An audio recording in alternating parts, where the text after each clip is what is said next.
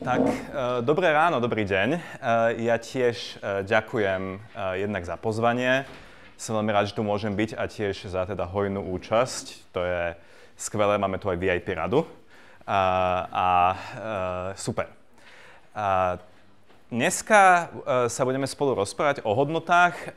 Prednášku som naše stretnutie som nazval Medzi dobrom a zlom. Čo je názov jednej z mojich knížiek, ktoré sa venujú etickým dilemám. A tá myšlienka nejde o to, aby sa použili veľké a nabubrelé termíny, ale skôr, že vlastne my celý život prežijeme niekde v tom priestore medzi dobrom a zlom. Že nikdy nemáme úplne istotu, že sme na tej úplne že super správnej strane, všetko je vyriešené, poznáme všetky odpovede a vždycky budeme tak trochu medzi. A našou úlohou je v tom sa nejako vyznať. Slúbil som trošku takého seba predstavenia. Ja mám to ešte také divné pozadie. 15 rokov som hral profesionálne šach. Šachuje veľmajster a ja som proste ako hrával za Slovensko. A to je taká zvláštna disciplína. Poznám aj divnejšiu. Poznám človeka, ktorý je profesionálny joista.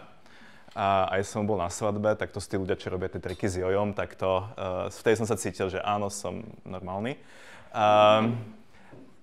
Na tom šachu je zaujímavé, že on nie je taký teoretický, jak sa zdá. Jednoducho musíte vyhrávať, musíte tú svoju hlavu používať spôsobom, ktorý je funkčný, prináša výsledky, lebo keď to nevíde, no tak proste prehráte, deti hladné si budú pýtať rošteky a vy nebudete mať za čo kúpiť. Čiže je to pomerne praktická disciplína o myslení, rozhodovaní, o nejakom ako keby efektívnom pracovaní s vlastnou myslou. A odtiaľ som sa presunul vlastne k kritickému mysleniu a k ďalším témam, ktoré s tým súvisia.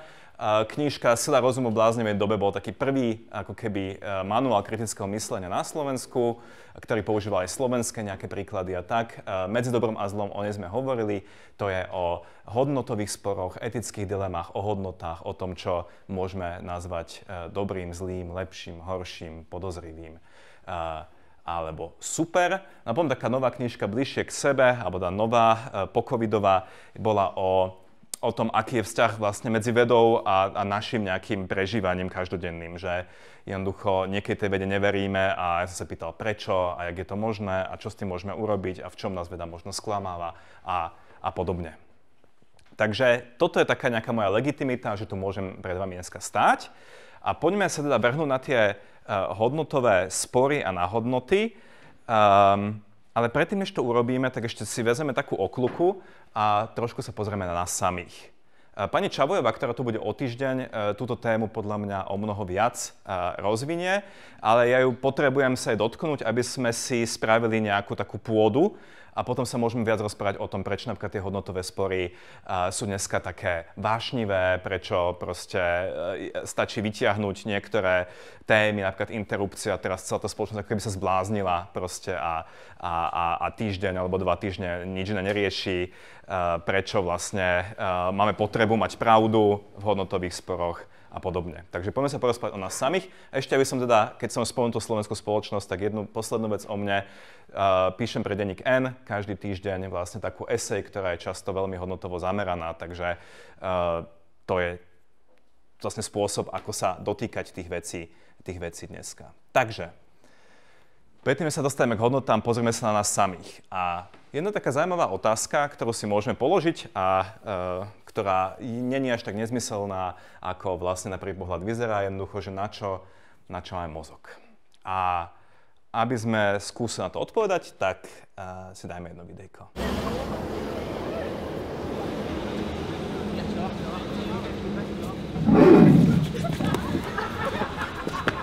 Takže toto je taký klasický prank alebo kanadský žartík, že do ulic Londýna pridali takého mechanického leoparda a tento leopard proste tam je a vyhúkne na ľudí, ktorí idú okolo. A chcel by som, aby sme sa pozreli na to, že ako sa vlastne chovajú tí ľudia, ktorým tam kvázi napadne, jak sa chovajú tí ostatní ľudia, ktorí tam okolo stoja, čo by nám to mohlo povedať o nás samých.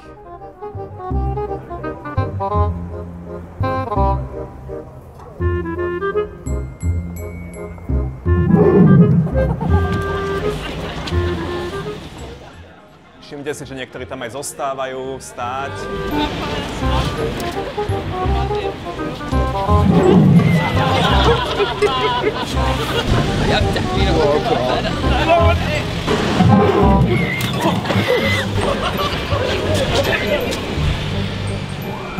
Dobre, myslím, že nám stačí.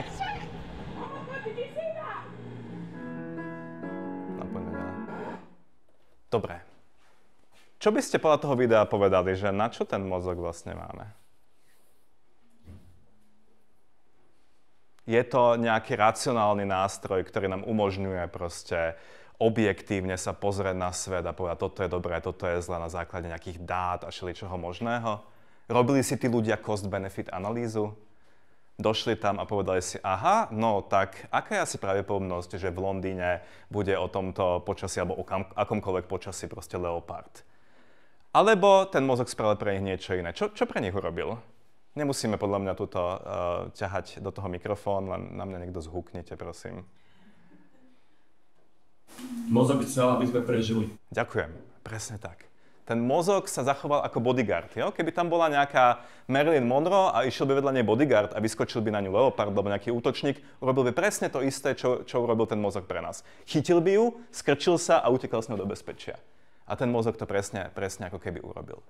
Čiže ten mozog vlastne má takú zaujímavú funkciu, nie úplne nečakanú z evolučného hľadiska, že proste sa stará o to, aby nám bolo dobre a aby sme prežili. Podobne ako, ja neviem, plúca, ako žalúdok, ako ktorákoľvek iná časť, orgán v našom tele, sa proste stará v prvom rade o svojho majiteľa. Koniec koncov, mozog je energeticky veľmi náročný, minie strašne moc ako energie v porovnaní s tým, aký je proste malinký v tele a stará sa aj o veľa vecí, ako ja neviem, nejaká sekrécia hormónov, neviem čo, všetko možného podvedome, ale aj na tej vedomej rovine to robí pre nás toto. Čo je také banálne, ale má to rôzne také zaujímavé dôsledky. Napríklad fóbie. Jo? Že dneska ako keby je to také, že prečo sa niekto bojí myší, alebo prečo sa niekto bojí otvorených priestorov, alebo tak. No pred 50 000 rokmi, keď ste sa prechádzali po otvorenej savane, no mohol na vás aj niekto skočiť, bolo bezpečnejšie držať sa niekde, kde vás úplne nevideli z diaľky. Alebo myši mohli prenášať nejaké nemoci alebo choroby, takže tiež proste bolo lepšie sa im, povedzme, vyhnúť. Dneska to už nie je také silné. Čiže ten mozog chce, aby sme prežili a zároveň je ako keby trošku v takom starom móde, jo? V nejakom takom antickom alebo až prehistorickom, že vlastne sme stále tak trochu lovci a zberači. To má zaujímavé dôsledky. Napríklad taký zaujímavý dôsledok je, že máme sklon k tomu zveličovať to, čo je negatívne, a nevnímať až tak veľmi silne to, čo je pozitívne. To má tiež ako keby evolučný dôvod, keď napríklad ide mladá žena, alebo aj staršia žena, alebo aj muž, alebo ktokoľvek proste cez Banskú Bystricu o 1:30 v noci a za ňou niečo zašuchotce, tak vlastne tiež nerobíme nič také, že by sme teraz rozmýšľali, aha, no tak asi tam nebude nejaký útočník, to určite bol iba, ja neviem, mačka, alebo nejaký šum vetra, alebo čo, mám 99% šancu, že to nebol útočník, nie. To, čo urobí, je, že to riziko, že sa niečo zlého stane, je tak veľké a ten mozog tak strašne chce, aby sme prežili, tak radšej sa zlaknem a zrýchlim krok a skúsim proste utiecť nejak preč. A toto sa deje nielen v situáciách, keď vyzerá, že priamo je ohrozený náš život, ale aj v bežných situáciách, lebo ten mozog si nevie úplne rozhodnúť medzi pracovnou a životnou a inou situáciou. Takže napríklad, keď nás niekto kritizuje, tak to vnímame ako nejaký taký útok na našu osobnosť, na naše proste vnútorné nejaké prežívanie a proste vnímame to o mnoho silnejšie ako niečo, čo keď nás niekto pochváli alebo niečo pozitívne. Rovnako, keď sa objaví vo verejnom priestore nejaká správa, ktorá vyzerá, že siaha buď na nás samých, alebo na našu identitu, alebo proste je to nejaké ohrozenie typu, ja neviem, od migrantov cez ja neviem, pošliapanie nejakých posvetných hodnôt alebo tak na to vnímame o mnoho silnejšie a o mnoho vlastne tak animálnejšie alebo proste inštinktívnejšie, než na tie pozitívne veci. A tým chcem povedať, že toto sa deje ľuďom, ktorí nielen ľuďom, ktorí sú povedzme hlúpi alebo ľuďom, ktorí sú zlí, ale deje sa to nám úplne všetkým. Že tieto vlastnosti našich mozgov, že sú proste, sa starajú o nás a že sú vlastne v minulosti a že sme vlastne takí ako keby ľudia prehistoriční s notebookom a so smartfónmi, tak to je proste situácia, v ktorej sa nachádzame všetci. A nie je to tak, že by to bola nejaká chyba, alebo že by to bolo niečo zlé, alebo že by sme mali proste byť kvôli tomu nejakým spôsobom sa cítiť menej cenne, alebo proste sa za to bičovať. Toto je obrázok, ktorý urobila AI. Ako vidíte, ani tá AI ešte nie je dokonalá. Pozrite, ten počet nôh nie je úplne ideálny.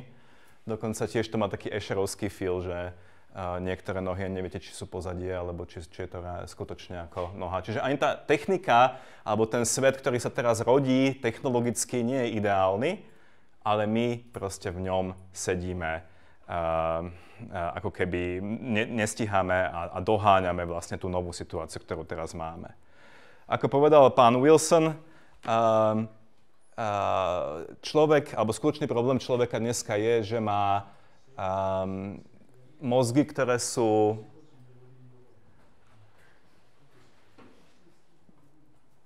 mozgy, ktoré sú prehistorické, inštitúcie, ktoré sú stredoveké a technológiu, ktorá je skoro podobná, alebo nás pripodobňuje Bohom. A tento rozpor je vlastne to, čo v modernej dobe sa nám dosť ťažko rieši.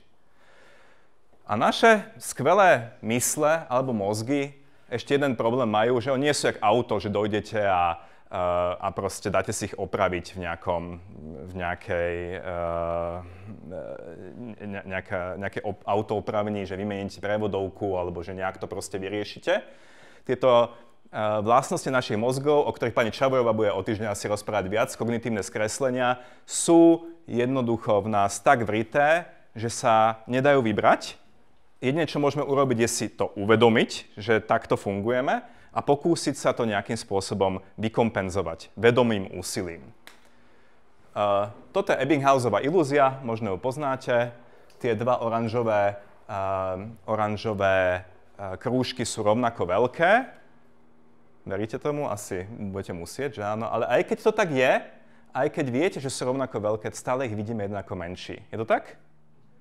Proste tie oči sa tiež nedajú presvedčiť, že im poviete, ale práve oko, však kukni na to, premeral som to, prekalibruj sa, naprav svoje videnie. Nie, nejde to. Takže znovu a znovu v podobných situáciách jediné, čo môžeme urobiť, je vedomým úsilím zase sa opraviť a povedať si nie, sú rovnako veľké, proste musím sa na to pozerať trošku ináč. A rovnako v mnohých tých spoločenských etických otázkach každého z nás to bude tiahnuť k nejakému riešeniu, ktoré nám príde prirodzené a znovu sa musíme vedome postaviť a povedať si aha, a nie je to náhodou tak, že proste mám v sebe nejaké skreslenie alebo mám v sebe nejakú predispozíciu, ktorá ma proste ťahá jedným smerom a ja musím voči tomu čeliť. A nie je to tak, že to vyriešite raz, ja neviem, pri interrupciách a potom, keď sa to objaví o 20 rokov, alebo o 5 rokov, alebo o týždeň v nejakej inej téme, že už ste ako na pohode. To sa vlastne ako úplne dá. Musíme sa vždy znovu a znovu vrácať a pokúšať sa o tú korekciu. Takže mozog sa nás snaží chrániť a jeden zo spôsobov, akým to robí, je, že funguje ako sociálny nástroj. Mám takú kolegyňu, lektorku, ktorá tvrdí, že v každej správnej prezentácii má byť aspoň jeden graf. Tak tu je ten môj dneska. Myslím, že ďalší tam už nie je.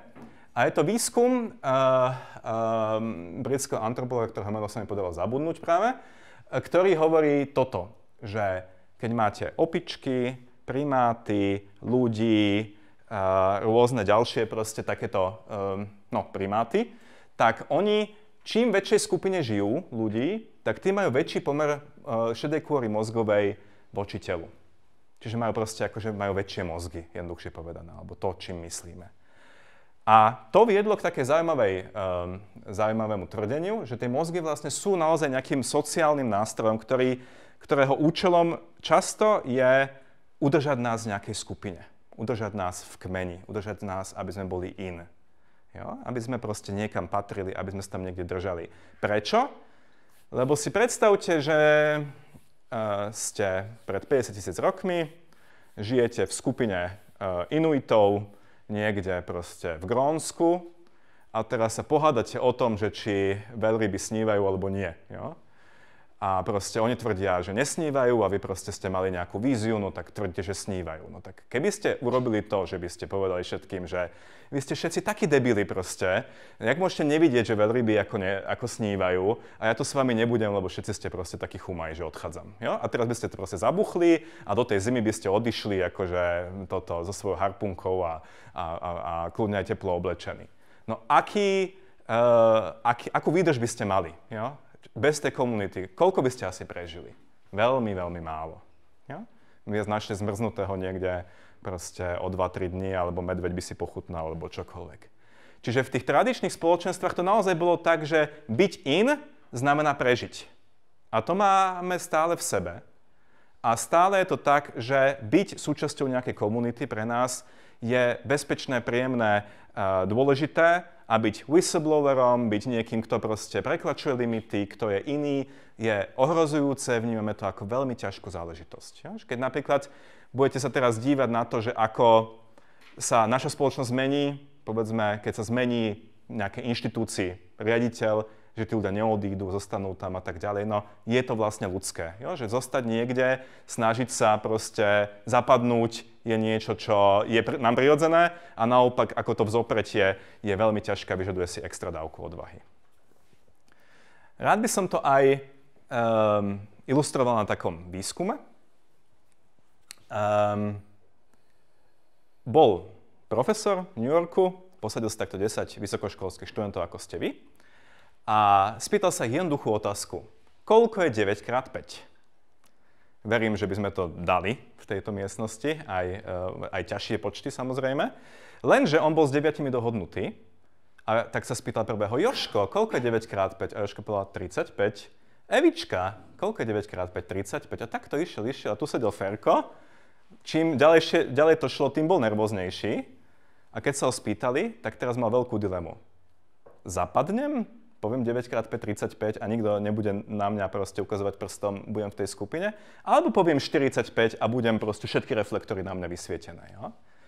Moja otázka na vás je, že koľko si myslíte percent ľudí je schopných stáť si za svojím aj v okamihu, keď majú vlastne túto dilemu. Koľko percent ľudí je schopných povedať, nie 45, aj keby ste ma tu ťahali proste 0,8. 0,8, to je veľmi exaktné číslo, ďakujem. A nízke?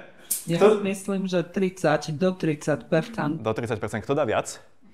15. 10. 15, 10, OK. Nikto tu není s veľkou dôverou v ľudstvo. Niekto 70, 60, nie? 60. 60, dobre, výborné, jasné. OK, dobre, je to podľa dizajnu toho pokusu, lebo robili sa rôzne replikácie, tak 30 až 60%.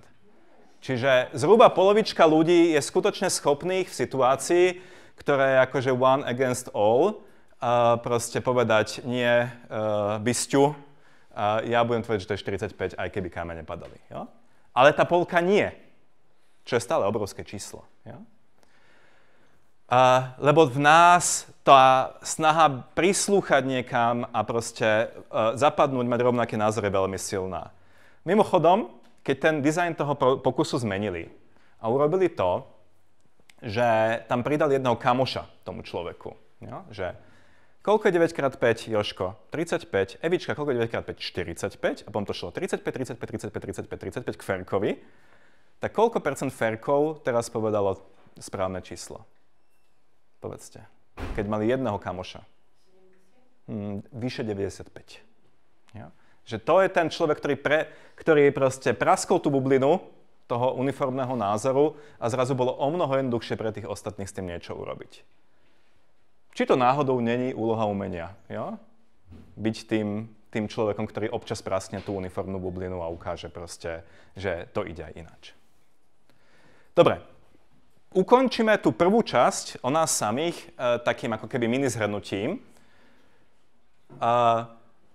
V nás, ľuďoch, je veľmi silná túžba po bezpečí kmeňa. To znamená niekam patriť, mať nejaký set názorov, ktorý nevybočuje od iného setu názorov. Som liberál, tak si myslím toto, lebo všetci si to myslia, aj v Enku to písali a tak ďalej, alebo som kresťan, tak si myslím toto, pretože to je predsa core našej viery a takto to všetci ostatní vidia. Čiže túto túžbu máme a potom máme strach. Jo? Máme strach, to znamená, keď niekto povie, keď niekto kradmou rukou siahne na tvoju slobodu a povie, že proste toto je ohrozenie demokracie alebo ohrozenie tradičnej rodiny alebo ohrozenie neviem čoho, tak v nás sa aktivujú také tie mechanizmy, ktoré nás ako keby vybúria. No a ešte tam jeden moment, ktorý je hrozne zaujímavý, a to, že naša identita je z veľkej časti tvorená tým, v čo najviac veríme proste. To, čo považujeme za posvetné, to, na čo sa nešiaha, to, o čom sa nediskutuje, to, o čom vlastne ani často nevieme, že to v sebe máme, pretože proste to nereflektujeme, ale keď sa toho niekto dotkne, tak nás to zabolí, keď do voodoo bábiky proste picháte. Ja? Čiže zase môžete mať situáciu, ja neviem, práva LGBT ľudí a človeka, ktorý je proste vychovaný v relatívne tradičnom kresťanstve. A teraz vy ho začnete presviečať, že pozrite, tuto sú tí LGBT ľudia, tí proste majú ako nejaké potreby a sú ľuďmi druhej kategórie, pokiaľ im ako nepomôžeme s tým toto. Ale to, čo on počuje, je, že to, čo mu najviac veríš, je zlé proste. To, čo mu najviac veríš, je nejakým spôsobom problematické. Musíš prebudovať sám seba, svoju osobnosť, svoju identitu. A to je veľmi náročné a preto nečudo, že v takejto situácii človek môže byť akože reagovať povedzme pobúrene alebo tak. A vedeli by sme vykonštruovať aj opačný príklad samozrejme. Čiže, a to sa zase pani Čavojovej trošku hrábem do remesla, ale OK, keď niekto proste nástojčivo trvá, a teraz to si nevzťahujte na ten minulý prípad, prosím, keď niekto nástojčivo trvá na niečom, napríklad na plochej zemi, alebo proste na niečom, že je, ja neviem, sú aj takí ľudia, ktorí proste odmietajú transfúziu krvi pre svoje dieťa, aj keby to znamenalo záchranu ich života, lebo proste veria, že krv je posvätná. Jo? Že keď niekto trvá na niečom, čo je vlastne ako ohrozujúce, možno aj nezmyselné alebo podivné, obvykle lepšia stratégia, ako sa k nemu priblížiť, nie je mu racionálne argumentovať, ale proste rozmýšľať, že čo je tá emocionálna potreba, alebo čo je tá potreba tej identity, ktorá je schovaná v pozadí, že prečo ten človek vlastne tomuto potrebuje veriť. Čo je vlastne ako keby to skryté, s čím vlastne môžeme nejakým spôsobom to osloviť, alebo to nejak o tom možno hovoriť, alebo podobne.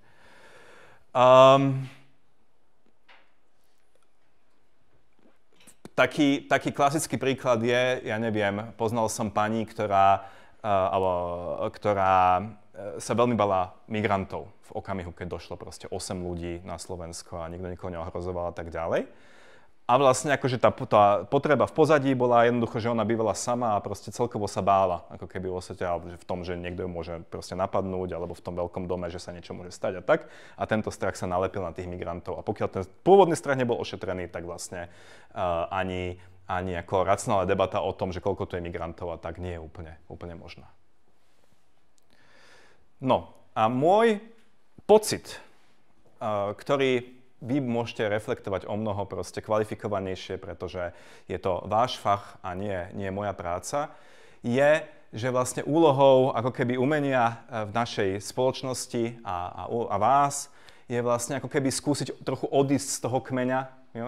Že nebrať iba tie názory, ktoré ako keby sú v tej bubline pohodlnej, potom spochybniť tú vlastnú identitu, aj keď to niekedy je proste bolestivé, ako keď do vás pichajú vúdu paličkami a tiež byť odvážnymi, to znamená bojovať proti tomu strachu, proti tomu, tomu pocitu, že vlastne všetko nás ohrozuje a musíme sa len ako prikrčiť a strnulo sa držať tej jedinej pravej cesty.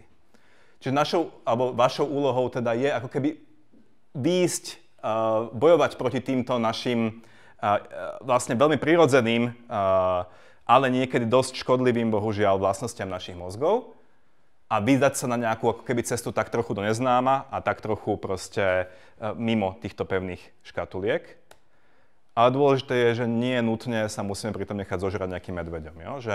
Alebo proste nie nutne musíme skončiť ako pod nejakou kryhou a tak. To znamená, že vystúpiť z týchto rámcov neznamená nutne robiť si, čo človek chce, a proste mať akékoľvek názory, skočiť na akúkoľvek ezoteriku, ísť proste iba za hlasom svojho citu a svojho srdca, lebo proste to tiež nemusí dopadnúť dobre. Takže poďme si opratať trošku. Poďme už na tie etické dilemy. Pojmy, ktoré nás budú zaujímať, sú názory, fakty, hodnoty a etické dilemy.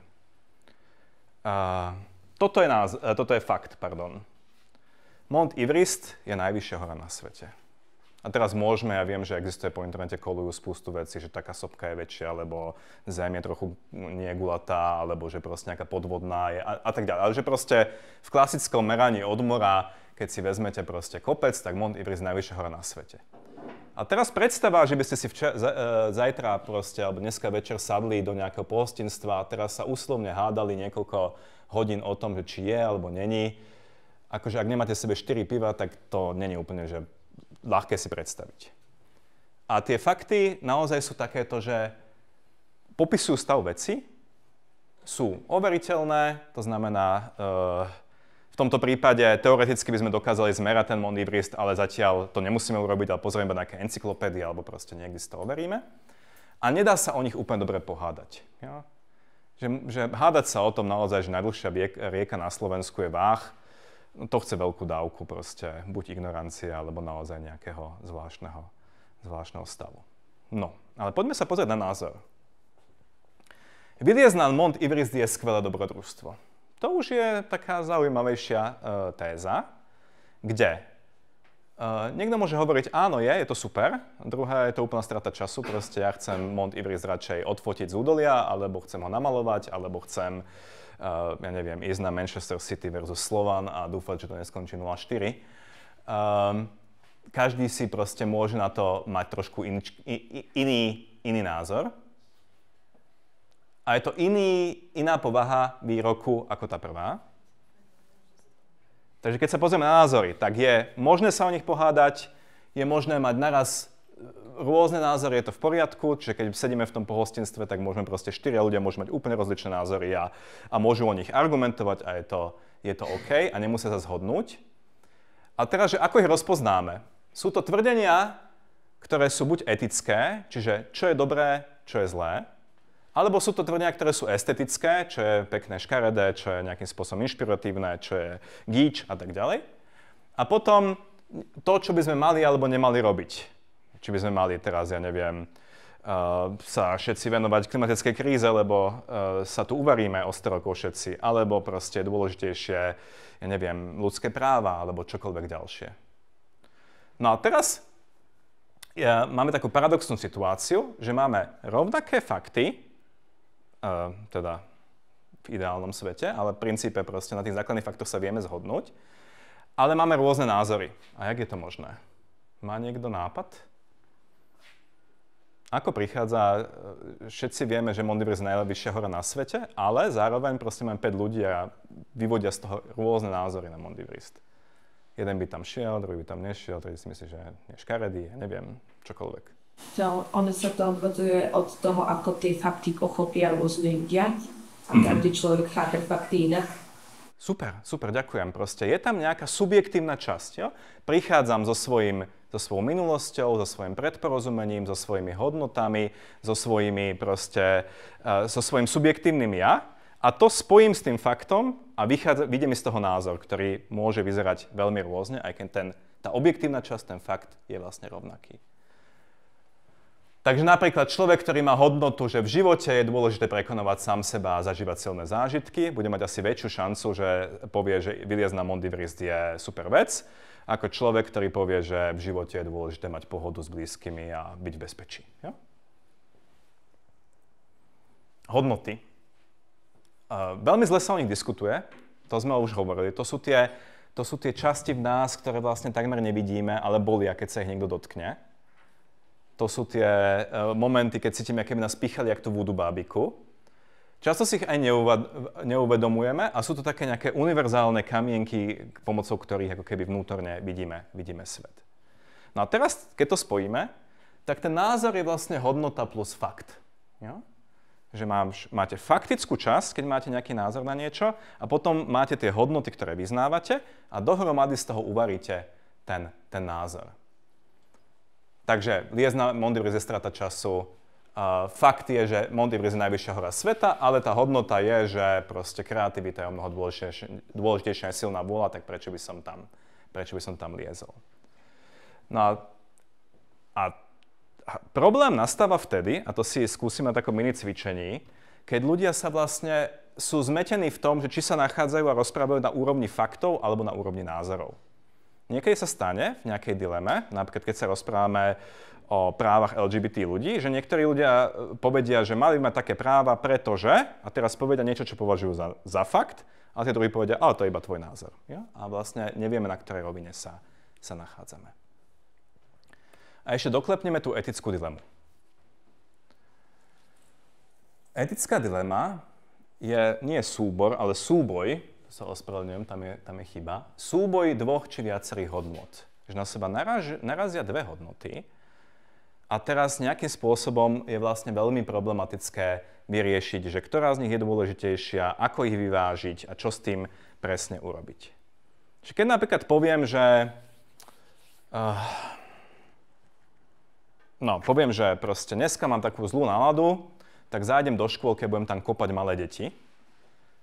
Takže či mám na to právo alebo nie, to není úplne že etická dilema. Jo? Pretože moja potreba si vybiť svoju frustráciu má o mnoho nižšiu váhu, než proste právo tých detičiek na nejaké bezpečie. Dáva to zmysel? Ale keď sa rozprávame o tom, že či interrupcia a kedy interrupcie môžu byť alebo nie, tak to už etické dilema je, pretože do seba narazia dve hodnoty, ktorá každá z nich je veľmi cenná. Jo? Právo ženy na sebavyjadrenie, na proste súkromie, na vládu nad svojim telom, na tvarovanie svojej budúcnosti a právo toho nascitura, alebo teda toho plodu, ktorý sa vyvíja na budúcnosť tiež. Že? A teraz, ako to vyvážiť, je proste brutálne zložité. Rovnako, keď sa pýtame napríklad, že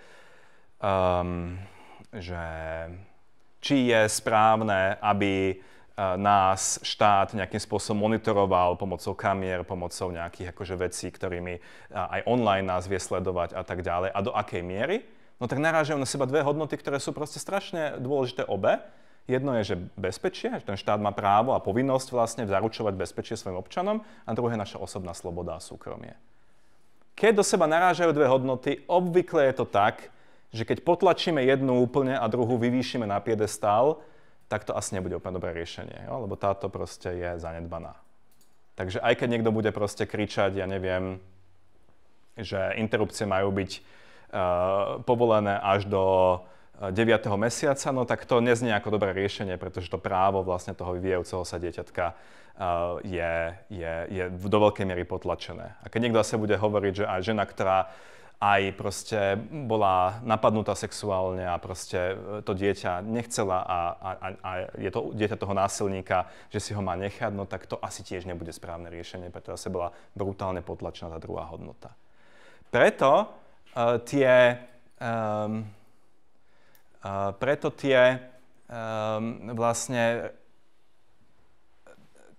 riešenia rôznych etických dilem sú často také ako nemastné, neslané. Že sú niekde v strede, alebo približne v strede, sú ako v rôznych krajinách sa môžu riešiť ináč, ťažko sa proste, sú také proste ako keby výsledok nejakého kompromisu. A ľudia, ktorí proste majú radi silné hesla a extrémy, tak nebudú uspokojení, pretože je jednoduchšie kričať, ja neviem,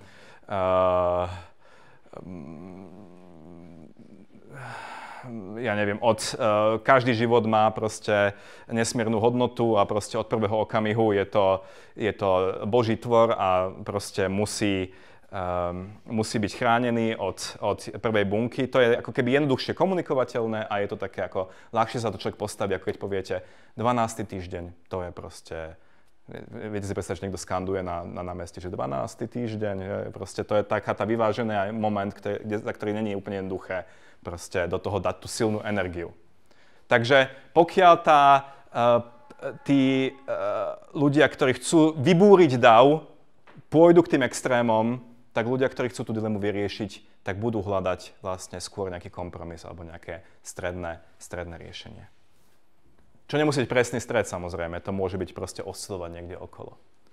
Čo môžete urobiť, keď s niekým diskutujete o hodnotách? Keď napríklad budete v tom pohostinstve legendárnom, ktoré som už 5-krát spomínal, a budete sa chcieť rozprávať napríklad o tom, že či má zmysel zostávať v inštitúcii, ktorá má vedenie, s ktorým nesúhlasím. To je typická etická otázka, jo? Že či to dáva zmysel alebo nie. Alebo či máme právo, ja neviem, lietať v okamihu, keď nám hrozí, že globálna atmosféra proste to pocíti a podobne. Takže čo môžete urobiť je identifikovať, čo sú fakty a zhodnúť sa na nich. Ak si spomínate, faktická rovina by mala byť taká, že to proste overím a zhodnem sa, že to je fajn. Identifikujte hodnoty, ktoré vás a vašich partnerov v diskusii nútia držať vaše názory. Toto už je ťažšie, ale môžete skúsiť takú introspekciu, že porozmýšľať, že prečo vlastne to vidím takto a prečo ten druhý vidí nejak ináč. A potom hľadajte kompromis, alebo nemusíte nutne hľadať kompromis, ale že rozmýšľajte nad tým, že aj tá hodnota toho človeka, ktorý môže proti mne rozprávať, môže mať nejakú cenu a skúsme ich nejak vyvážiť.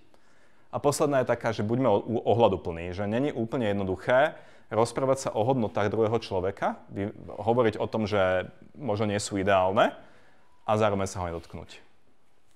Tak, poďme si skúsiť ešte takú hru s faktami a názormi. Rozmýšľam, ako to urobiť. Ja viem, že hlasovanie je také, že o ničom. Pripomína to základnú školu, ale neviem, ako by sme to teraz urobili jednoduchšie. Tak vás proste poprosím, že zdvihnite ruku, keď budete súhlasiť s môjim tvrdením. Jo? Takže Bratislava je najväčšie mesto na Slovensku. Kto si myslí, že toto je fakt? Dobre, kto si myslí, že to je názor? Pani doktorko, poprosím nehlasovať, nech na mňa ovplyvňuje auditorium. Ďakujem. Dobre, mali by sme všetci lepšie triediť odpad. Je to fakt? Názor? Super, zatiaľ nám to ide skvele. Ideme ďalej. Na Slovensku je zložité získať kvalitné vysokoškolské vzdelanie. Je to fakt alebo názor? Fakt? Názor? Viete, a tu už sa trošku lámeme. Jo? Prečo? Pretože vieme z tohto spraviť taký, že viac fakt v okamihu, keď povieme, že podľa takého rebríčka slovenské vysoké školy dopadli takto a takto. Vtedy sa to stane merateľné, overiteľné a viac sa to priblíži k faktu. Alebo to môžeme spraviť aj také ako keby subjektívnejšie, že niekto môže povedať napríklad, že ale ja chodím na matfíz a mne to vyhovuje proste, že naučím sa tu a potom budem v esete robiť a je to fajn, jo? Alebo proste ako pre koho, kto čo považuje za kvalitné, môžeme proste sa tváriť, že je to skôr názor. Čiže už sme v takej šedej zóne a poďme to ešte vyšperkovať. LGBT ľudia páchajú samovraždu častejšie, vypadlo mi slovičko, častejšie ako heterosexuálni ľudia. Kto si myslí, že to je fakt? Kto si myslí, že to je názor? Vidíte? A toto je napríklad ako situácia, kde sa dotýkame nejakej veľmi silnej emocionálnej témy a tam už to rozlišovanie medzi faktami a názormi začína byť veľmi problematické. Jo? A toto je jeden zo základov, kde sa nám naozaj veľmi často sa stane, že keď sa bavíme o niečom, čo je eticky sítené a dotýka sa proste intimity, zdravia, peňazí, náboženstva, týchto veľkých tém, tak prestávame ako vnímať rozdeľovanie medzi faktickou a názorovou rovinou. Keby ste sa pozreli na tento výrok čisto iba ako formálne, nie obsahovo, tak je to fakt. Jo? Je to overiteľné, môžete sa pozrieť proste do výskumov, tam to proste uvidíte. Môže to byť ako, že nemusí to byť pravda samozrejme, ale v okamihu, keď je to pravda, tak si to overíte a je to proste faktická vec.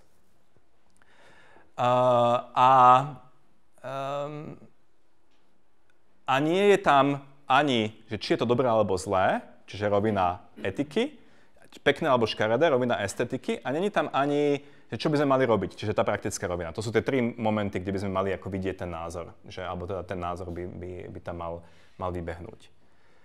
Toto je fakt. Ale keď už poviem toto, LGBT ľudia majú ťažší životný osud ako heterosexuáli, tu je to už ťažšie. Ja? Preto čo to znamená mať ťažší životný osud? Ja? Ja si myslím, že to je pravda. vo väčšine prípadov, ale že už by som nepovedal, že to je fakt, ktorý vieme odmerať a povedať, že takto to je. Že na takomto tenučkom ľade sa vlastne pohybujeme a je dobré to vnímať, pretože naozaj, keď sa s niekým rozprávate o hodnotách, sa vám často môže stať, že niekto má pocit, že vám hovorí jasný fakt a že by ste vlastne mali povedať, áno, je to tak, lebo však je to faktická rovina a vy máte pocit, že to je jeho názor a že je to nejak úplne ináč. Dobre, z časových dôvodov toto preskočíme ešte.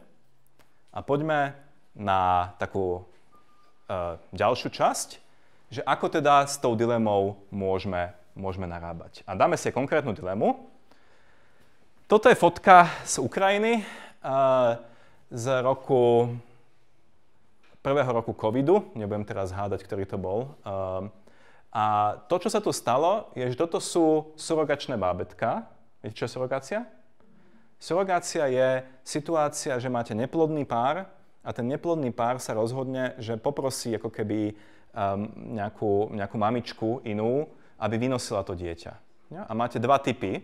Jeden typ je taký, že to vajíčko tej náhradnej mamičky vlastne je súčasťou toho dieťatka, čiže sa ako keby dodajú darcovia iba spermiu toho muža. A druhý typ je taký, že oni vlastne ako oplodnia vajíčko vo vskúmavke a dajú tej mamičke a potom ona vlastne ho vynosí. A toto je teda ten prípad surogačného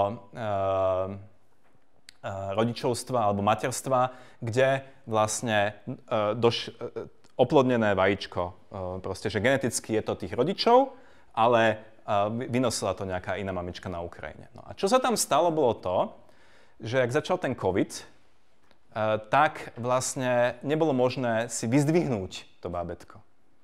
Ja, pretože proste sa zavreli hranice a všetko. Takže tie bábätka zostali ako na sklade kvázi. Ja, ak máte Coca-Colu na sklade, proste, tak to tam niekde odložíte, za 3 mesiace ho vyberiete, tak tie bábätka zostali na sklade, čakali, kým príde proste po nich si náhradní rodičia z Ameriky, alebo odkiaľ si, alebo tak. No, lenže bábätko samozrejme není Coca-Cola, že ona proste bude rásť, bude mať emocionálne nejaké potreby a tak tam boli nejaké proste panie, ktoré sa o ne snažili.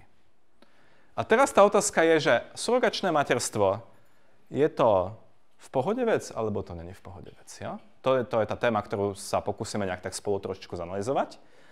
Schválne som vybral takú tému, ktorá úplne nehýbe tým slovenským súčasným diskurzom, aby sme sa tu nepohádali. A čo by som ja urobil, keby som sa k takejto téme chcel priblížiť? Tak prvú vec, ktorú by som urobil, je asi to, čo by urobil ako každý z vás, pretože taký veľmi umelecký spôsob, ako sa k tomu pristúpiť. To znamená, že v prvom rade sa vlastne pokúsim reflektovať, že čo cítim, aké emócie, čo to vo mne rozvibruje, keď niečo takéto vidím. A nakoľko sa to týka mňa, jo? Mojej identity, mojej minulosti a tak ďalej. Čo cítite, keď sa dívate na tie bábätká? Že takto zaútočím priamo, pardon. Môžem povedať, čo cítim ja. Ja tým, odkedy som rodič 2 detí, tak vlastne sa ma to dotýka o mnoho viac, než keď som nebol proste. To je úplne pre mňa jasné, že v tomto okamihu je to pre mňa, že fúha, ale viem, že keby som mal, keď som mal 25 a nebol som proste rodič, tak by som to tak, že stáva sa, jo? Že mohol by sa mi, že mal by som proste k tomu iný prístup, pretože nemám tú skúsenosť osobnú, vnútornú, ktorá tam je. Človek, ktorý, vyrastie v detskom domove, tak bude mať úplne iný pocit z toho, jo? Že zase prístupí k úplne z iného smeru k tomu. Tieto pocity sú ako dôležité, pretože aj tá pocitová časť nás je samozrejme ako nám dáva informácie o tom, jak to vidíme a zároveň proste emócie sú veľmi aj sytiace a tak sú našou súčasťou. Nemôžeme ich úplne vynechať. Ale keď už vychádzame z tých našich bezpečných kategórií a ideme do tej divočiny a chceme nájsť, že čo si o tom naozaj sami myslíme a niečo si o tom myslia iní, tak potrebujeme zapojiť aj racionalitu. Takže druhý krok, ktorý by som použil, je, že tieto pocity nevymazať, ale nejak ich dať do nejakej také zátvorky. Jo, že viem o nich, ale nechcem, aby ma zaplavili v tomto okamihu. Chcem sa na to pozrieť proste aj nejakým spôsobom racionálne. Krok 3, už sme o tom hovorili, tu je Mr. Odysseus, ide medzi Skyllou a Charybdou, snaží sa hľadať nejakú strednú cestu tou úžinou. aj my sa pokúsime v prvom rade nájsť nejaké konfliktné hodnoty, ktoré vlastne v tej situácii sú. Čiže máme nejaké surogačné materstvo, kde si pár z Ameriky objedná vynosenie dieťatka, zašle svoje oplodnené vajíčko a o 9 mesiacov dostane dieťatko, zaplatí za to a hotovo. Jo? Toto je naša etická situácia. Aké hodnoty budú potlačené, ak to zakážeme? Keď povieme, že toto sa nesmie, proste toto je zlé, tak toto nemá byť. Aké hodnoty potlačíme? No hodnoty tých rodičov, ktorí môžu mať deti. Ďakujem, presne tak. Čiže to znamená, že nejaké právo na to mať dieťa tých rodičov. Ja? A teraz sa môžeme rozprávať o to, že či to je právo, či to je potreba, či to je túžba, aká veľká vlastne ako keby akú validitu vlastne má táto potreba tých rodičov. Ale určite existuje. Sú to ťažké osudy, že máte proste, milujete sa, nemôžete mať dieťa, veľmi radi by ste mali. Nie je to sranda, jo? Keď to povolíme a povieme jasné, takto to môže byť, takto to môže fungovať, aké hodnoty sme hodili do koša? Povedzte.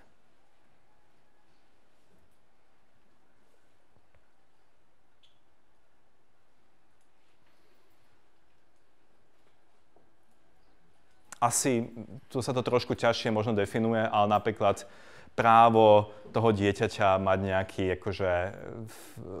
ako rozumieť svojej identite, jo?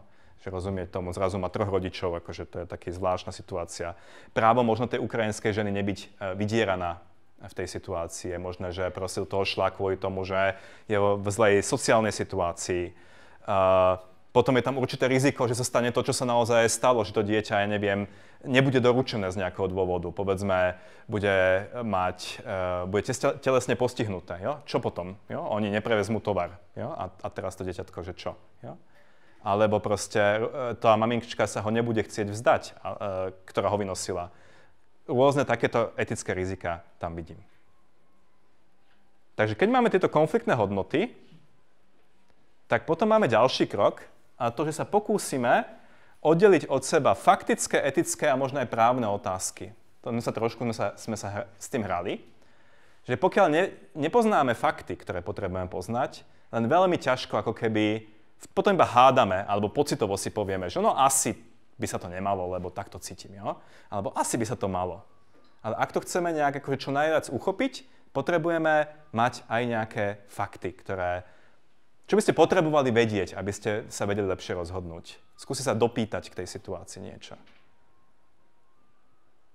Čo by vás zaujímalo?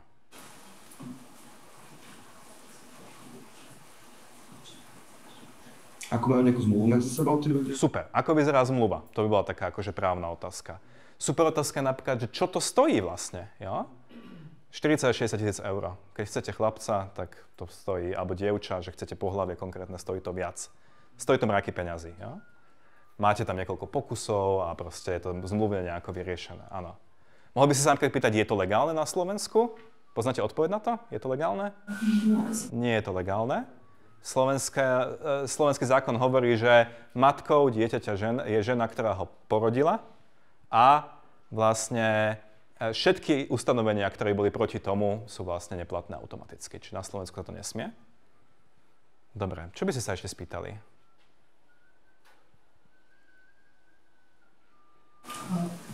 Áno?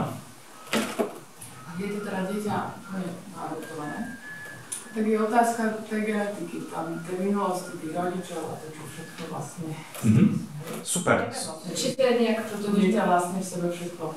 Super, ďakujem. To dieťa je, že oplodnené vajíčko toho neplodného páru, vložené do ženy, ktorá ho vynosí. Ale veľmi dobre smerujete, pretože existuje celá časť biológie, ktorá sa volá epigenetika, ktorá hovorí o tom, že nás ovplyvňuje nielen naše gény, ale aj prostredie, v ktorom sme. Nás nejak tvaruje. To znamená, že o 9 mesiacov to dieťatko niekde žije. Ako ho to ovplyvnilo? To, čo to mamička jedla, či fajčila, nefajčila, či bola v strese a tak ďalej. To sú dôležité otázky, jo? Ktoré môžu tiež ovplyvniť celú tú otázku. A takto sa treba pýtať kopu vecí, predtým, než vôbec môžeme pristúpiť k tým názorom. Jo? Že by bolo hrubou chybou si proste preskočiť túto časť tých faktov, toho zbierania tých faktov a povedať si, že má to byť takto alebo má to byť ináč. Môžeme si dať iný príklad. Príklad s atomovou elektrárňou. Jo? Že je dobré na Slovensku vybudovať atomovú elektráreň a teraz na prvú dobrú vám na ulici niekto povie, že niekto, že nie, že však to je proste atóm je najväčšie zlo, a to buchne to a všetci tu pomreme. Jo? A druhý vám povedia, že však to je čistá energia, že musíme to vybudovať, pretože proste budeme mať energiu zadarmo, bez toho sa dneska už nedá. Jo? To sú tie extrémne polohy, ale keď sa začnete pýtať, tak zistíte, že tam je asi 78 000 zaujímavých otázok, ktoré sa treba klásť predtým. Napríklad, čo bude stať energia o 20 rokov,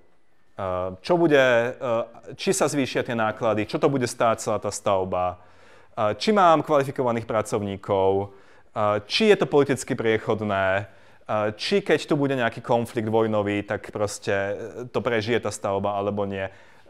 Či mám, ja neviem, vodný zdroj na to, aby som mohol ochladzovať to jadro. Proste, že strašné množstvo čiastkových otázok a potom tá odpoveď na to, že či tú elektráreň postaviť alebo nie, bude nie, že áno, nie, ale bude nejak veľmi špecifikovaná, že ak potrebujem toto, tak takúto typ by mi to mohol pomôcť vyriešiť. No. A podobne aj tu pri tom surrogačnom materstve je iná etická situácia, keď si to niekto cez firmu kúpi na druhom konci sveta, alebo keď, ja neviem, prehovoria rodinu kamošku, ktorá proste do toho s nimi pôjde, vynosím to dieťatko a potom s ním bude v kontakte ďalších 20 rokov. Tak proste nehovorím, že tá druhá možnosť je správna, iba hovorím, že aj jedno, aj druhé je surrogačné materstvo a v oboch prípadoch ide o úplne inú etickú situáciu. No a potom ďalšiu vec, ktorú môžete urobiť, taký že 5. krok, je identifikovať aktérov dilemy. Sa pozriem, aký máme čas. Áno, povedzte, áno. Viete čo, prepáčte, on stále mi tak v hlave vrta taká, že nie je to úplne o tej adopcii, ale taká akože tá úplne základná otázka toho, že mať dieťa. Či je to adoptované vlastné, je podľa mňa veľmi etická, lebo sme vlastne v tomto smere veľmi sebeckí. Že si poviem, že chcem mať dieťa. Neviem, či mi rozumiete, že to už je podľa mňa úplne tá najzákladnejšia etická otázka. Dobre, super, ďakujem. Tak to je... Áno, pochopil som, ale trošku to...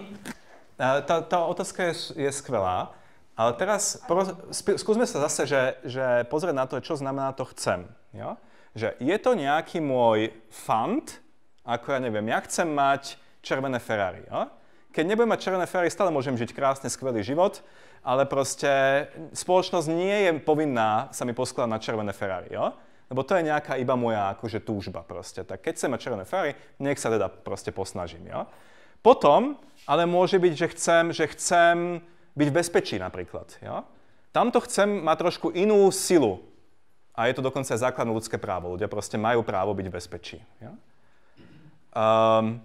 A to je podľa mňa otázka, že to sú také dva extrémne prípady, že to chcem mať dieťa, že kde sa vlastne nachádza. Je to niečo, bez čoho ľudský život, pokiaľ to dieťa mať chcem a nemám ho, či to je niečo, čo vlastne ako keby je úplne základné, ako právo na zdravie, právo na bezpečie a tak ďalej, alebo je to proste skôr pri tom červenom Ferrari. A rôzni ľudia sa rôzne na to dívajú. Ja? Ale by som ako povedal, že to není úplne, že iba nejaká, že to je do veľkej miery potreba taká dosť základná vlastne. Čiže nehovorím, že má byť vždy naplnená, ale proste nie je to len taký nejaký môj výmysel. Dobre, a možno posledná vec, ktorú poviem, aby sme sa dostali teda aj k diskusii. Jednu vec, ktorú určite je dobré urobiť, je pokúsiť sa pozrieť na aktérov dilemy. To znamená, kto v tej dileme vlastne nejakým spôsobom figuruje. A tí aktéri, keď si predstavíte, že etická dilema je ako zbraň, tak sa okolo tej zbrane na rôznych miestach zdržujú. Jo? Sú ľudia, ktorí stoja pred hlavňou, sú ľudia, ktorí držia tú zbraň a majú tu moc tlačiť spúšť, a potom sú ľudia, ktorí sa na to celé dívajú proste z nejakého okna a nie sú sami v ohrození a hovoria si, to je zaujímavé, že koubojku som už dlho nevidel. Jo? Že situácia napríklad pri transrodových ľuďoch na Slovensku. Jo? Máte 200 000 ľudí, ktorí stoja pred tou hlavňou a podľa toho, aké budú, ja neviem, zákony a tak ďalej, tak ich život sa úplne zásadným spôsobom zmení, alebo proste kvalitnejší, menej kvalitný, proste je to pre nich otázka, že veľmi zásadná. Potom sú ľudia ako poslanci, ľudia, ktorí proste ovplyvňujú verejnú mienku a tak ďalej, ktorí stoja a tou zbraňou proste mieria a môžu ublížiť, môžu neublížiť, môžu proste niečo urobiť. A potom je tu tá verejnosť, ktorá sa na to díva a hovorí si, wow, že to je dobré, otvorím si pukance proste, často, jo? Že to je proste, konec, síti ma to emočne, je to taká tá etická proste vec. Lebo hodnotové spory celkovo proste emočne sú veľmi sítiace. No a ja si myslím, že je vždycky veľmi dôležité, keď sa priblížim k nejakej takejto ťažkej otázke hodnotovej, si uvedomiť, kto všetko vlastne tam je ako aktér tej dilemy, a pozerať sa primárne na tú dilemu očami toho človeka, ktorý má najmenej moci v tej situácii, ktorý stojí pred tou hlavňou. Dáva to zmysel? Tak to skúsme urobiť, prosím, v tejto situácii tých bábetiek. Takže kto všetko sú aktéri tejto dilemy pri surrogačnom materstve? Kto všetko je niekto, na koho treba brať ohľad, koho treba vziať do úvahy? Tak je tam to bábätko, že? Je tam tá maminka, ktorá ho vynosila, čiže tá ukrajinská mamička. Potom tam je tam tá rodina, ktorá vlastne ho bude vychovávať, ktorých je to vlastne potomok biologický. A kto ešte tam je? Tri sestričky. Nepočul som, pardon. Sestričky. Sú tam sestričky, samozrejme, ktoré sa starajú a vlastne dostali nejakú úlohu navyše. Je tam tá firma, ktorá to zabezpečuje. Je tam proste ten štát, tá Ukrajina, ktorý to povoluje alebo nepovoluje a tak ďalej. Čiže tých aktérov je proste viac než len tí priami. A moja otázka je, že kto má najmenej moci v tej situácii? To dieťa bez pochyby, no? A potom? Aj ten rodič, ale potom má menšiu stále máš vždy problém, už keď podpíšeš papiere, tak už vlastne tým pádom to dieťa právne by malo patriť tým, ktorí si ho akože kúpili v podstate, pokiaľ to není právne nejaké kryté. Áno, tak to je ako pravíte. Ale tak ja by som možno, že to dieťatko samozrejme nemá nič, jo? Nemá žiadnu moc, žiadnu ako možnosť ovplyvniť svoj osud. Ale keby som sa díval na tú ukrajinskú maminku a na ten pár, čo si to objednáva, tak čo povedzme socioekonomicky by som povedal, že tá mamička ukrajinská môže byť vlastne ako mať menej moci v tej situácii. Jo? Že proste z nejakého dôvodu, napríklad to, že má doma 3 deti, ďalšie do toho proste ísť musí. Jo? Alebo proste, nie že musí, ale že je to pre ňu ako jeden z najjednoduchších spôsobov, ako sa uživiť. A potom je tam možno ten pár a tá firma, tá vyzerá, že má moci dosť, jo? Že tá si môže zmeniť podnikanie alebo niečo proste ináč fungovať. Čiže keby som rozmýšľal nad tým, že koho záujmy hájiť, tak by som začal tým bábätkom, potom by som rozmýšľal nad tou asi ukrajinskou mamičkou, potom nad tým párom, až potom nad tými inštitúciami. Dáva to zmysel? Takže v okamihu, keď vidíte nejakú dilemu vo verejnom priestore, napríklad sa budeme rozprávať o registrovaných partnerstvách, ja už proste takejto téme, tak máte tam potom ľudí, ktorí proste si na tom robia kariéru, ktorí proste budú využívať tie naše potreby byť v nejakom kmeni, mať pravdu a proste byť v bezpečí. To sme hovorili na začiatku vlastne o týchto potrebách, že proste to každý z nás má a budú kričať, že to ja neviem také a že to nemá byť a tak. To sú ľudia, ktorí majú kopu moci, to sú ľudia, ktorí vlastne stoja za tou puškou. A potom máte ľudí, ktorým to naozaj zmení život a tí majú mať akože primárnu, na ich ohľady alebo na ich práva, na ich potreby si myslím, že je treba dať primárny ohľad. Takto sa tá technika dá ako keby využiť. Takže máme 5 bodov. Skúste porozmýšľať, keď na budúce zachytíte nejaký hodnotový spor alebo nejakú etickú dilemu, že v prvom rade áno, nacíťte to, navnímajte to, porozmýšľajte o tom zo svojho pohľadu, ale nezostaňte pri tom, prosím. Skúste dať tie emócie na chvíľku do zátvorky, nevynulujte ich, ale nenechajte sa nimi úplne prevaliť a celkom jednoducho vlastne skúste pozrieť, aké hodnoty sú v hre aká je faktická, etická a právna rovina, to znamená, skúste pohľadať tie fakty, kým prejdete k názorom a sledujte aktérov dilemy, jo? Že kto vlastne má koľko moci a kto tam súvisí. Keď toto spoločne urobíte, napríklad s niekým, s kým sa budete rozprávať o danej veci, je, myslím, o mnoho väčšia šanca, že dospejete k nejakému výsledku, ktorý bude možno menej zraňujúci a vyváženejší, než keby ste len tak na prvú dobrú skúsili proste odhadnúť, že takto to cítim, takto to je. Ďakujem vám veľmi pekne a teším sa na otázky.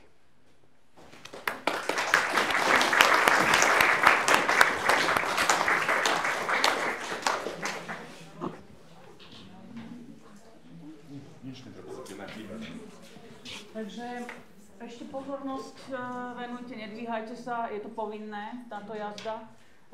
Nejaké otázky z publika k témam, písomne alebo verbálne? Ja by som radšej verbálne, ak sa dá. Ak máte toto chuť. Je tam nejaká otázka? Kľudne aj písomne. Dobre, tak ja mám prvú otázku. Začínali sme Inuitmi a úvahou o snívaní veľryby a vlastne o diskusii medzi nejakým spoločenstvom, ktoré sú v zásade nejaké kultúrne alebo názorové.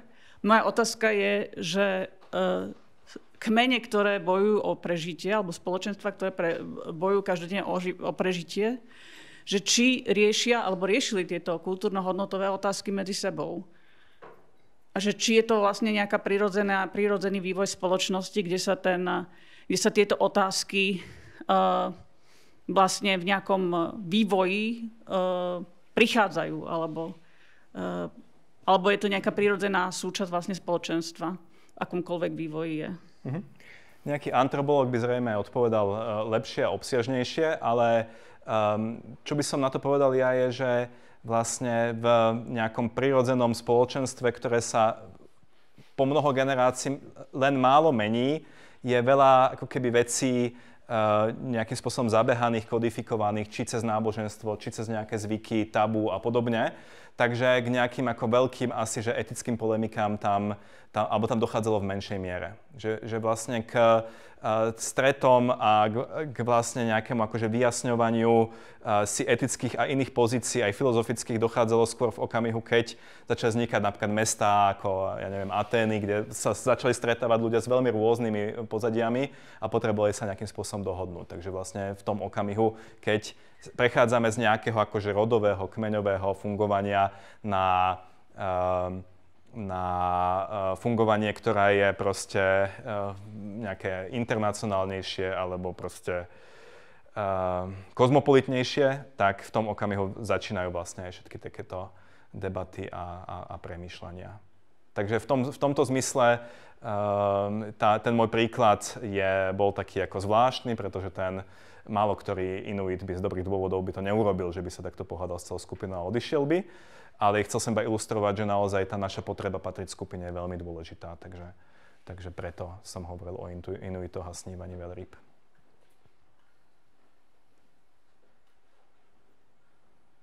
A ak nemáte otázky, tak ja mám ešte jednu takú vec, ktorú by som kľudne ukázal, a potom možno budete mať otázky.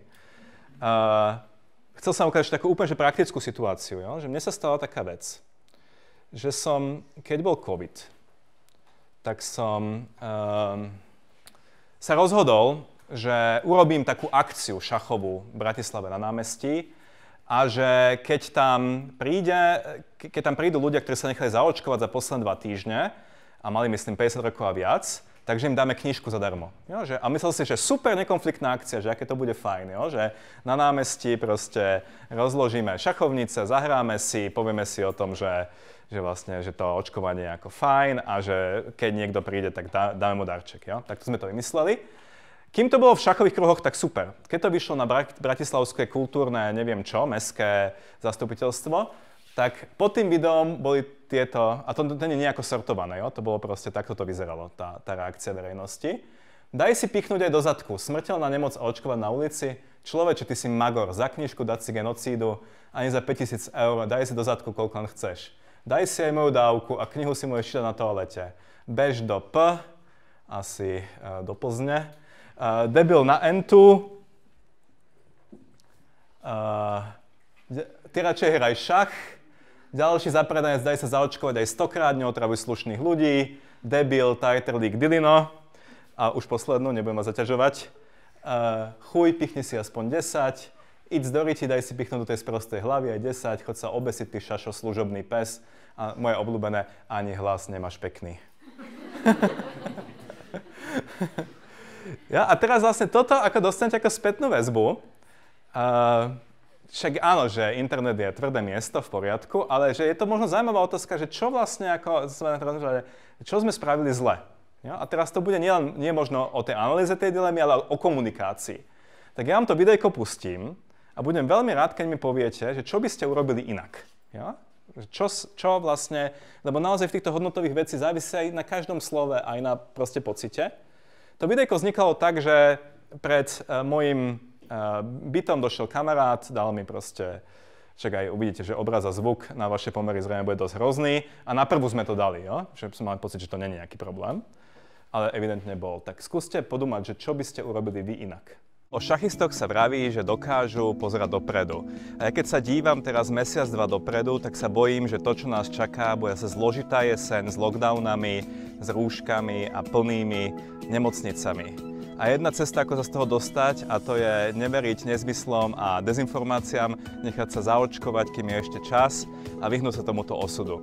Očkovanie chcem podporiť na akcii, ktorá bude 11. septembra na Komenského námestí. Ak sa zaočkujete medzi 1. a 11. septembrom a máte viac ako 50 rokov, veľmi radi vám na tejto akcii, kde bude diskusia so simultánkou, darujeme ako poďakovanie zadarmo aj knižku. Tešíme sa na vás všetkých, veríme, že to bude skvelá akcia. Tak okrem práce rúk, jo? Čo by ste povedali ináč? Čo vám príde, že človek, ktorý proste má o očkovanie pochybnosti, by mohol vnímať ako nejakú... Taký úplatok. Hej, tak úplatok, no. OK, dobré, čiže... Si informáciu vlastne, že sa nedozvedeli, že do akej miery je to pre nich bezpečné. Akože neviem, či aj toto by nemalo obsahovať niečo, že akým spôsobom je pre nich tá informácia, že áno, že môžu nám veriť. Z toho nič také nevyšlo. Dobre, čiže že áno, že prechádzame z nejakej roviny, ktorá je ako keby nefinančná do finančnej. To ľudia ináč veľmi neradi znášajú. Jo? Keď napríklad by ste išli na návštevu k tetuške a keď vám dá dobrú večer, by ste tam dali 5 eur, že dík, tak by sa urazila. Jo?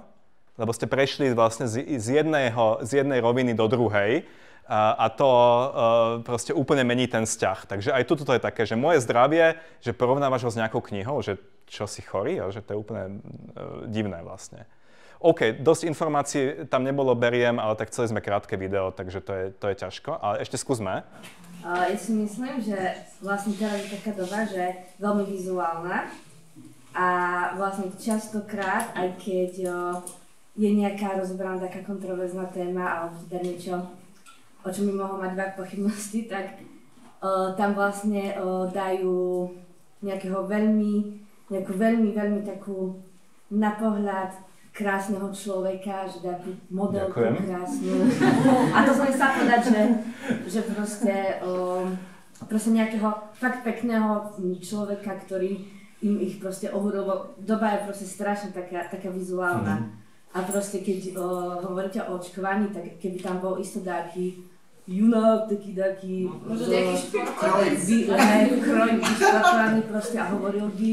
Hej, čiže mohol by tam byť nejaký športovec, alebo tam mohol byť nejaký vedec v bielom plášti, alebo tam mohol byť nejaký proste starší pán alebo pani s hlbšie položeným hlasom, aby bol dôveryhodnejší. Jasné, to sme teda trochu zanedbali, ako to vizuálno. Tak dobre, no, ale... No, sme môžeme čítať komentári, napríklad, pretože to je internet a tie ľudia, ktorí nieký píšu, kto je to? Nie, jasné, akože mňa to netrápi, nespávam kvôli tomu zle, ale vzal som takú určitú spätnú väzbu a zaujímalo ma, že či že či som ja vlastne urobil nejakú chybu. Jo? Že aj drsná reakcia môže byť nejakým spôsobom toto. Povedzte. Ja si myslím, že to kontextuálne použitie slova dezinformácia momentálne v tejto reklame nebolo dobrá voľba. Presne. Pretože sa snažíte presvedčiť vlastne ľudí, ktorí si myslia, že vakcíny sú nebezpečné alebo sú zlé a dá sa povedať, že ste ich v podstate týmto priamo urazili a nazvali, že sa akože veria v dezinformácie, čo väčšina ľudí, keď veria v nejakú vec, nechcú počuť. Ja si myslím, že toto bol ako najsilnejší vlastne trigger tam, čo tam bol. Že ja som vlastne hovoril, toto bolo už po nejakom čase, keď tá pandémia šla, že už sme mohli robiť niečo na námestí, že to už bolo po nejakom roku aj pol. Ľudia, ktorí si mysleli, že ide o dezinformácie, nebezpečnosť vakcín, už boli dávno zaočkovaní. Ja, že tých nebolo treba presviečať a hovorili sme k cieľovej skupine, ktorá proste bola neistá, premýšľala nad tým, či sa im to oplatí a tak ďalej a povedať im, že nemajú veriť nezmyslné dezinformáciám je trochu ako silné kafe. Ja? A pre mňa to bolo ako, že z pohľadu toho rečníka je to vlastne taká samozrejmosť, že áno, tak proste Zem není plochá, vakcíny fungujú, jasné, ale nenaladil som sa vôbec na tú cieľovú skupinu, ja? Ktorá je vlastne úplne iná.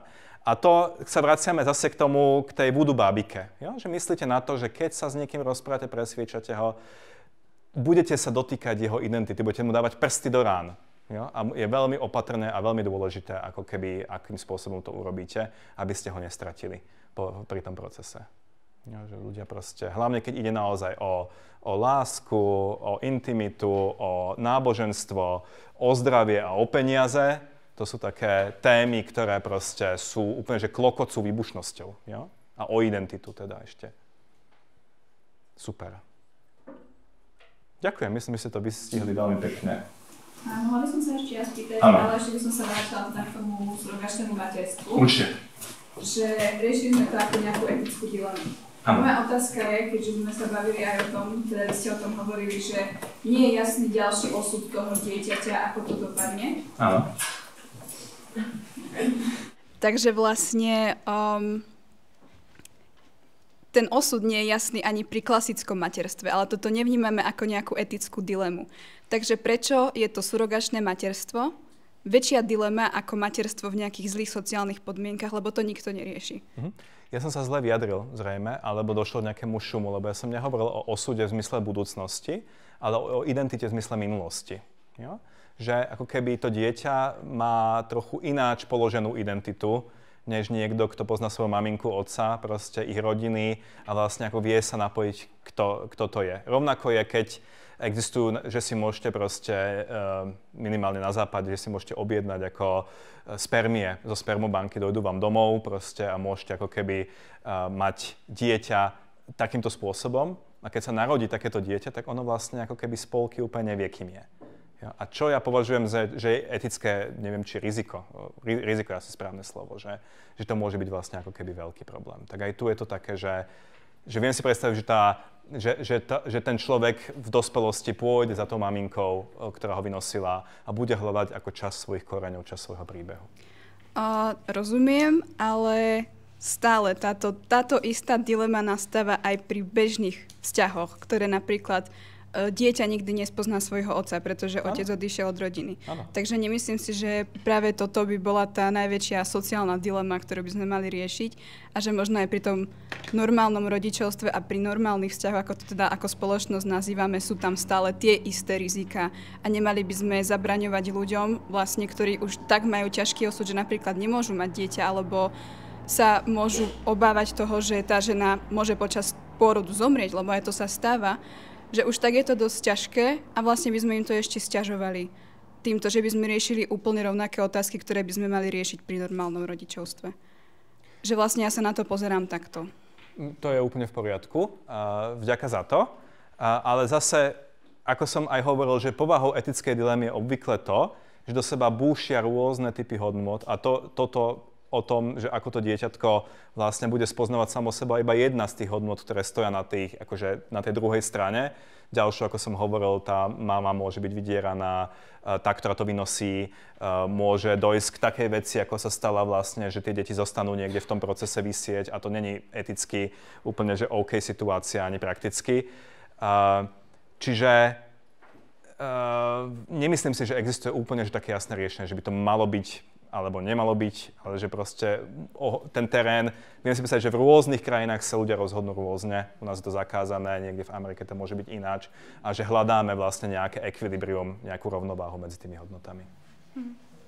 Takže by sme sa asi zhodli, že najlepšie by bolo, keby sme sa nesnažili rozhodovať za všetkých ľudí, ale snažili by sme sa rozhodovať najmä za seba a za svoje blízke okolie. Tu je problém, tu je trošku problém, pretože ako náhle som súkromná osoba, tak jasné, že nebudem hovoriť proste Jožovi, že či má proste, keď to nie je môj kamarát, že čo má robiť so svojím životom. Ale v okamihu, keď som zákonodarca, jo, tak už to vlastne robiť musím tak trochu.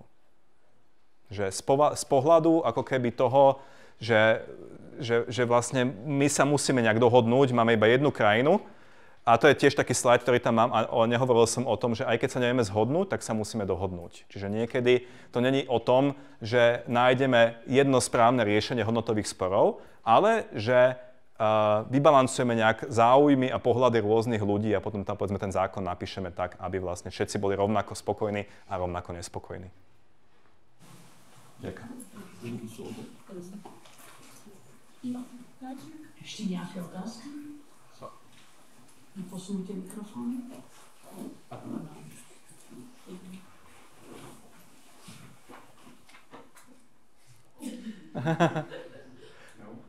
Off record.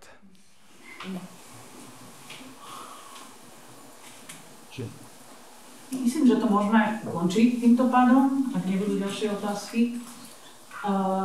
A ďakujem vám veľmi pekne za túto prednášku. Ešte raz. Chcela by som ešte upozorniť študentov, že budúci týždeň o 11:00 opäť tu bude rozprávať Vladimíra Čavojová na podobný princíp, ale ona je psychologička, prečo ľudia veria nezmyslom. Môžete si to nájsť na plagátoch, čiže budúcu stredu o 11:00 vás opäť očakávam. Ďakujem pekne za účasť.